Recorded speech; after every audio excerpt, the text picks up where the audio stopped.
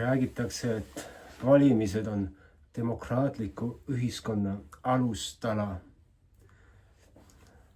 Ja ma isegi võiksin nõustuda sellega. Ma nõustun väga paljude asjadega, aga ma vaatan alati ka alternatiive. Sest praegu, kui me lähme valima ja öeldakse, et meil kõigil on hääl, et me saame oma häält avaldada, me saame rääkida millestki olulisest, me saame oma häälega valida kedagi. Aga kui on võimalus, et sellel häälekandjal on juhe tagant ära võetud, siis ta ju ei jõua sinna kohta, kuhu ta võiks jõuda. Ta ei jõua mitte kusagile. Ja ma alati lähtun oma instinktidest, kõhutundest.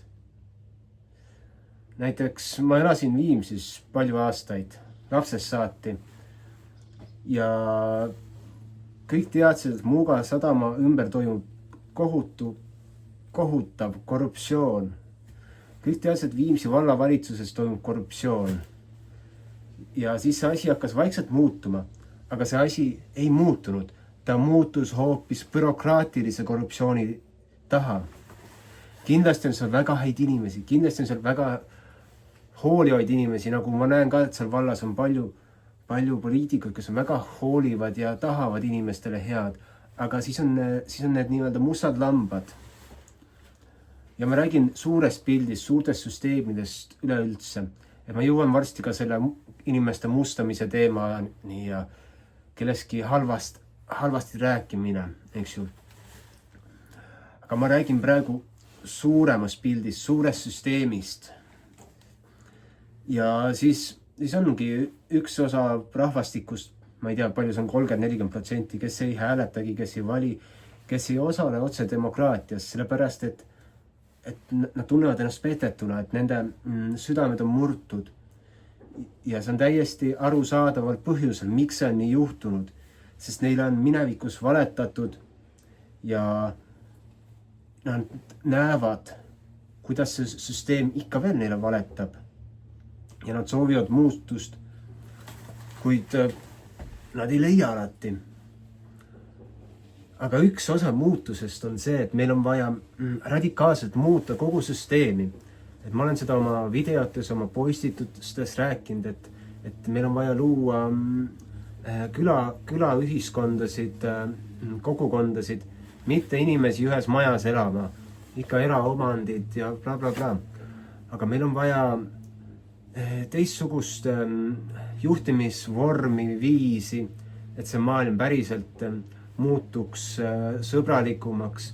Meil oleks vaja, et iga inimene puudutaks loodust igapäevaselt, et tema mõtted oleks rohkem fokusseeritud, koondunud ja ta oleks suuteline kuulma tulevikku ja minevikku, et mis need 7 põlvkonda enne ja peale mind, nemad soovivad. Mina olen see vahendaja, ma olen see keskvälja mängija. Ma olen see, kes jagab sööte neile teistele, kes saaksid väravaid lüüa või teha kaitses suurepärast tööd. Ma olen see vahendaja ja igaüks meist on see sugupõlvede vahendaja. Ja isegi siis, kui meie see aru kõigest sellest kiiritusest, üle töödeldud toidust on viinud meid sinna kohta või kliimakriisist tulenevalt, et ma ei soovigi paljuneda, siis oota natuke, puhasta oma keha ja need soovid tulevad tagasi. Et isegi inimesed, kellel pole võib-olla olnud seda võimalust paljuneda, nad on suutnud seda teha. Isegi minuga juhtus selline asi, et ma tulin siia maailma, mis siis öeldi, et ei ole võimalik. Et alati on võimalus ja alati tuleb see võimalus välja. Ja sellepärast tasubki seda loodust katsuda, et olla kannatlik. Kannatlikud otsused.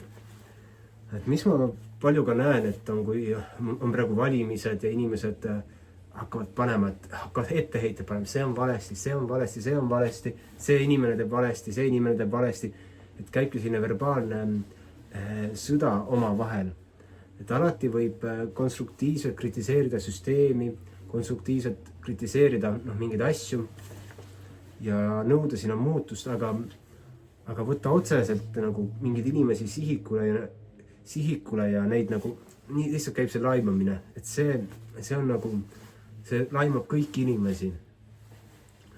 Loomulikult on teistsugune protsess, kui on nagu päriselt nagu näha, päriselt nagu välja tulnud, et mingi tegelane on teinud mingi suure käki, siis tuleb võtta vastutusele, tuleb võtta kõik vastutus ära ja ongi nii.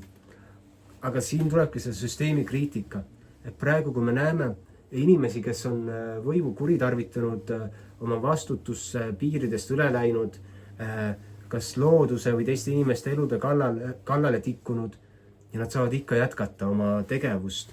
Et see nii-öelda võõrutabki inimesi või panebki neid kaugenema otsesest demokraatiast ja valimistest, sest nad tunnevad ennast jõuetuna, võimetuna.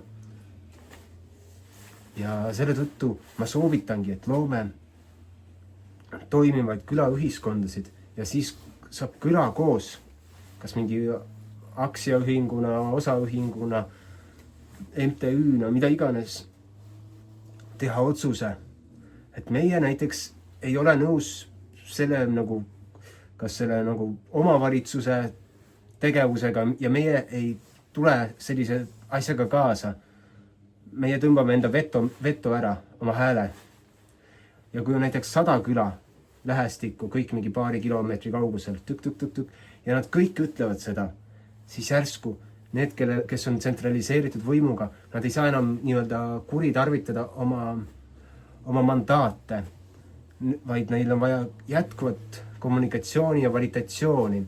Sest praegune näiteks selline võimutsükkel, et see on mõnes mõttes liiga pikk ja samas mõnes mõttes liiga lühike. Et las ma seletan lahti.